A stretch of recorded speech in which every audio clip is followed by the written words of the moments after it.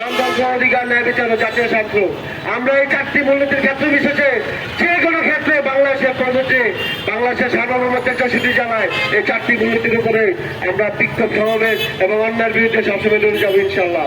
আমাদের যদি কাজ চলেও যায় আমরা গণ অধিকার পরিষদ দেড়শো মানুষের কল্যাণে কাজ করে যাব। আপনারা সবসময় আমাদের পাশে থাকবেন।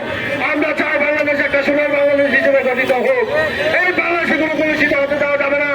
নারায়ণগঞ্জের পিরিয়াস আমরা চিন্তা করে থাকি যে কলুষিত রাজনীতির ক্ষেত্র বিশেষে মানুষের ব্যবসা বাণিজ্য যানবাহনের যে নিরাপত্তাহীনতায় ভুগছিল আমরা তা পরিহার করবো ইনশাআল্লাহ। আমরা গণ অধিকার পরিষদ যদি কখনো কোনোদিন নারায়ণগঞ্জের জনপ্রতিনিধিতে আসি যানবাহন ব্যবসা বাণিজ্য নারায়ণগঞ্জের যে প্রাচের টাননি সেটাকে আমরা পুনরায় ইনশাআল্লাহ নারায়ণগঞ্জে ফিরিয়ে আনবো ইনশাআল্লাহ। আমরা কখনোই অন্যের সাথে আপোষ করতে চাই না। স্বাধীনতা হওয়ার পরে যে স্বাধীনতার স্বাদ আমরা গণ অধিকার পরিষদ দেশের মানুষকে দিতে চাই। আপনারা সবসময় আমাদের পাশে থাকবেন, দোয়া করবেন ইনশাআল্লাহ। আল্লাহর রহমতে আল্লাহর ইচ্ছায় বিভিন্ন দুর্গের নির্দেশে নারায়ণগঞ্জ জেলা ও মহানগর ও অন্যান্য সংগঠন সবসময় রাজপথে থাকবে, অন্যের বিরুদ্ধে কাজ করে যাবে সে প্রত্যাশা রইল। ধন্যবাদ সকল।